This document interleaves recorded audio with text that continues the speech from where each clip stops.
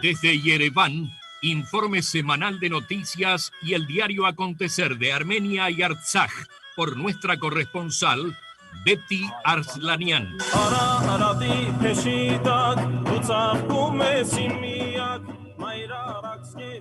Muy bien, y como todos los domingos ya tenemos a Betty aquí en Audición Comidas. Bienvenida, Betty, ¿cómo estás? Hola, José, hola a toda la audiencia, espero que estén todos muy bien. Y bueno, una semana más que estamos con el reporte de lo que acontece aquí en Armenia y en Artsaj. Esta semana, bueno, el primer ministro Nikol Pashinyan presenció la sesión en la Asamblea Nacional y realizó ahí una presentación respondiendo a las preguntas de los parlamentarios, ¿no? Sobre diferentes temas, principalmente sobre la guerra, las próximas elecciones y la situación política actual del país. Varios sectores y personas públicas de Armenia elevaron sus críticas por esta presentación, especialmente en torno a varios temas que salen del propio discurso del primer ministro, como por ejemplo el traspaso de responsabilidades de la derrota o las cosas que no funcionaron durante la guerra hacia el ejército y especialmente sobre los gobiernos anteriores. Esto, como sabemos, bueno, no es la primera vez que ocurre y es muy usual del primer ministro. Según bueno, algunos medios y críticos, Pashinyan ese día estaba nervioso y tenso, y también no solo él, sino también los parlamentarios de su propio bloque, ¿no? Y esto se notaba por la forma de comunicarse con los periodistas mientras les hacían las notas antes y después de esta sesión en la Asamblea Nacional. Incluso, bueno, también una de las acciones que llamó la atención fueron los aplausos de los parlamentarios mientras Pashinyan hacía su presentación, ¿no? Cosa que, por supuesto, da cuenta de la fidelidad que este equipo tiene hacia su líder, ¿no? Más allá del contenido del discurso en ese momento. En cuanto a esta sensación de nerviosismo, por así decirlo, según un diario, esto fue motivo de que hacía poco tiempo atrás el primer ministro había recibido los resultados de las encuestas de opinión pública en las que la calificación positiva del primer ministro Nikol Pashinyan resultó ser de alrededor del 17%, y los que no lo votarían de un 46%. Y a esto habría que sumarle la calificación del expresidente Robert Kocharian, según el cual la voluntad popular sería de un 31%. Tengamos en cuenta que ya se había anunciado la posible candidatura de Robert Kocharian para el cargo de primer ministro, ¿no? O sea que competiría con el actual primer ministro Nikol Pashinyan. Por otro lado, los copresidentes del grupo Minsk de la OSCE están listos para visitar Artsaj, pero exigen una máxima flexibilidad en la entrada y en su circulación. Esto fue lo que anunciaron esta semana. También, bueno, emitieron un comunicado en el que señalaron que están satisfechos con los resultados del régimen de alto el fuego en Artsaj y que están monitoreando de cerca la implementación del acuerdo del 9 de noviembre, es decir, el acuerdo del fin de la guerra, ¿no? Este comunicado, bueno, también expresaba su conformidad con el regreso de los habitantes y el proceso de reasentamiento de las personas desplazadas debido al conflicto, ¿no? Y también la provisión de ayuda humanitaria a los ciudadanos que no lo necesitan.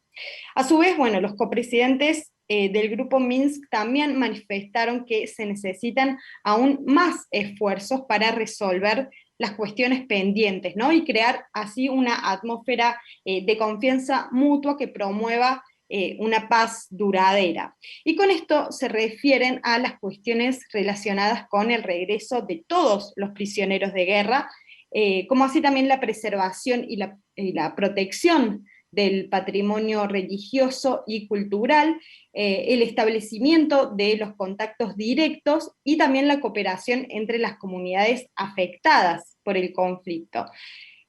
Claro que estas instan a las partes a reanudar el diálogo político lo antes posible, bajo el auspicio de los copresidentes del Grupo Minsk.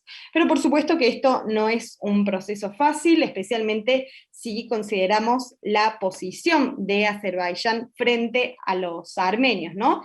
Y diciendo esto, pasamos a la siguiente noticia, que consiste en que el 12 de abril pasado se inauguró en Bakú, la capital de Azerbaiyán, un parque dedicado a la guerra de Artsaj, con la participación del presidente de Azerbaiyán, Aliyev, llamándolo así, algo así como Museo de los Trofeos de la Guerra, ¿no?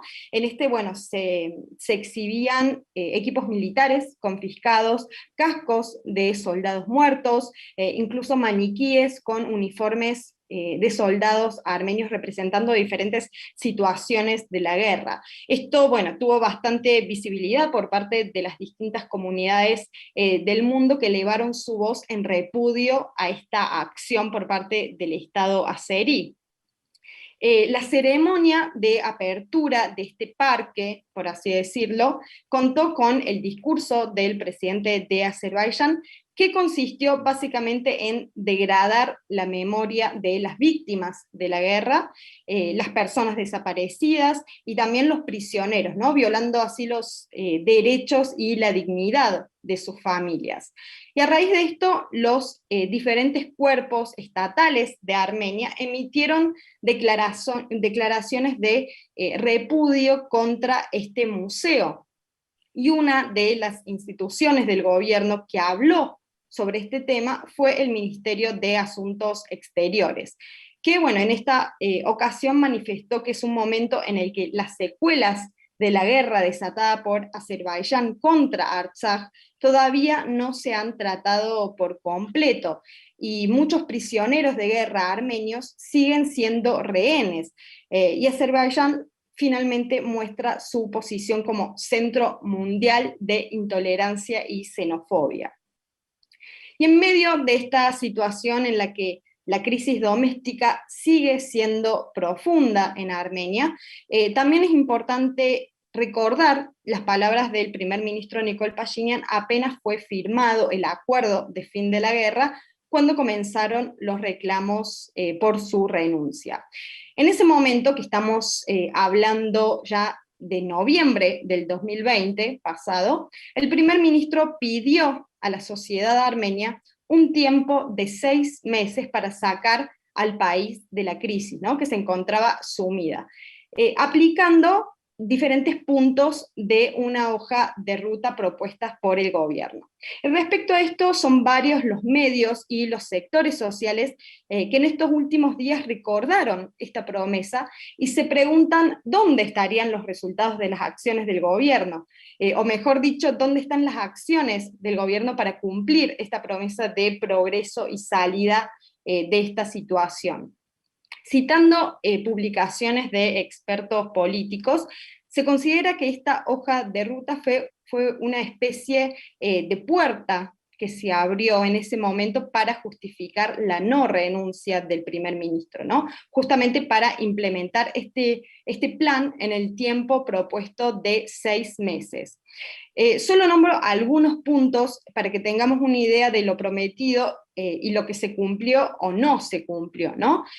Por ejemplo, se había prometido la restauración del proceso de negociación sobre la cuestión de Artsaj bajo el formato de la copresidencia del Grupo Minsk de la OSCE, y este proceso no se restauró aún. Ya lo vimos anteriormente cuando les comentaba sobre la declaración del grupo de copresidentes del Grupo Minsk esta semana. Por otro lado, también se prometía asegurar el regreso de la gente de Artsaj a sus hogares y restaurar completamente la vida normal y la infraestructura dañada. Y sabemos que en la realidad muchos aún no regresaron y la vida normal aún está pendiente, ¿no? Muchos, bueno, en Artsaj no tienen aún casas ni tampoco trabajo. Por otro lado, la promesa también giró en torno a la provisión de garantías sociales a las familias de los militares también de los ciudadanos muertos durante la guerra, y para soldados discapacitados. Incluso también se habló de una rehabilitación psicológica de los participantes de la guerra, ¿no? Y la realidad es que ya cerca de la mitad de las familias de las víctimas no cuentan con garantías sociales y el gobierno aún no les ha pagado, sin mencionar que ni siquiera se conoce el número real de las víctimas, ¿no? Incluso, bueno, en esta semana se realizaron también estos trabajos de búsqueda de cadáveres y se siguen encontrando cuerpos de armenios en diferentes regiones de Artsaj. A su vez, bueno, hay mucha asistencia social en diferentes ámbitos de necesidades que se están haciendo principalmente con iniciativas privadas, ¿no? Lejos de las estatales. Punto que ya hablamos mucho, y fue otra de las promesas, consiste en el regreso inmediato de los soldados y civiles capturados en este momento en Azerbaiyán. También la rápida clarificación del destino de los desaparecidos, que son muchos también, y brindar garantías sociales para sus familias. Esto fue la promesa, ¿no? Pero en la realidad no solo que no todos los cautivos han sido devueltos, sino que después de este anuncio, allá cerca de fines del año pasado, cerca de 60 militares fueron aprisionados por los azeríes, ¿no? Y Azerbaiyán niega devolver a estos cautivos porque, según su posición, las capturas hechas luego de la firma del cese al fuego son de terroristas, ¿no? No de simples soldados armenios, lo cual por supuesto que no es cierto. Por otro lado, otra de las promesas, alejándonos ya un poco de la guerra, consistía en superar la crisis por el COVID-19 y eliminar sus consecuencias.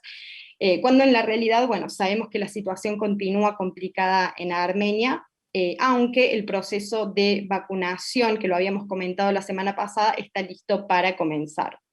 Por otro lado, también se había prometido la restauración de la actividad económica en el país, y esto, bueno, es mejor dejarlo sin tantos comentarios, ya que la situación de la activación económica sigue siendo un punto débil, al tiempo que los precios de los productos básicos en el mercado están aumentando, y eso es algo poco usual en Armenia, ¿no? Y me refiero a la inflación. Y por último, bueno, también teníamos la promesa de la realización de consultas periódicas con representantes de la comunidad política y civil de Armenia, y esto realmente es uno de los puntos, digámoslo así, más cómicos, teniendo en cuenta la capacidad de diálogo del primer ministro, especialmente con la oposición, ¿no? Irónicamente lo digo, teniendo en cuenta que también hay muchos sectores que exigen su renuncia y que usualmente para moverse de un edificio estatal a otro que queda muy cerca en distancia, el primer ministro Nikol Pashinyan usa un despliegue enorme de policías, lo cual también da cuenta de su limitada libertad de circulación que fue reducido en el último tiempo. Y por último, ya para terminar, les comento que esta semana el presidente de Armenia, Armen Sarkisyan, viajó a Georgia por invitación de la presidenta Salome Zurabishvili, la presidenta de Georgia, y en el marco de esta visita, bueno, el presidente tuvo una conversación privada con su par de Georgia, con una agenda en torno a las relaciones bilaterales de sus países y viendo, bueno, las oportunidades para ampliar la cooperación mutua y las situaciones regionales. Bueno, así terminamos el reporte de lo que aconteció esta semana. Esta semana que viene también es muy importante, ya que, como sabemos, se aproxima un aniversario más del genocidio armenio, y por supuesto, bueno, también vamos a estar presentes en la marcha de la noche del 23 de abril, cubriendo allí para Audición Gomidas, y bueno, y por supuesto rindiendo homenaje a los mártires del genocidio armenio de 1915. Betty, en eso me quiero detallar. ¿Está prevista algún tipo de otra actividad aparte de esta marcha en esta semana en conmemoración al genocidio? ¿Tenés idea? Seguramente el 24 de abril, que bueno, cae sábado, no va a ser feriado porque ya es un día no laboral en Armenia, se realiza la visita oficial por parte de las autoridades al monumento Dzizernagapert, y también, bueno, todos los ciudadanos que no vayan a la noche anterior a la marcha de las antorchas lo hacen seguramente durante el 24 de abril. Incluso, bueno, hoy estuve cerca del monumento Dzizernagapert y bueno, habían muchos jóvenes y muchos niños de edad escolar también realizando una marcha y depositando las ofrendas florales cerca de la llama eterna, ¿no? O sea que la movida ya, digamos que comenzó desde este fin de semana, desde hoy particularmente. Muy bien, Betty, estaremos atentos a las próximas novedades y a la cobertura que vas a hacer el próximo 23 de abril. Te mandamos un abrazo muy grande, muy completo como siempre de tu informe, y hasta la próxima semana. Muchas gracias a ustedes. Un saludo grande y buena semana.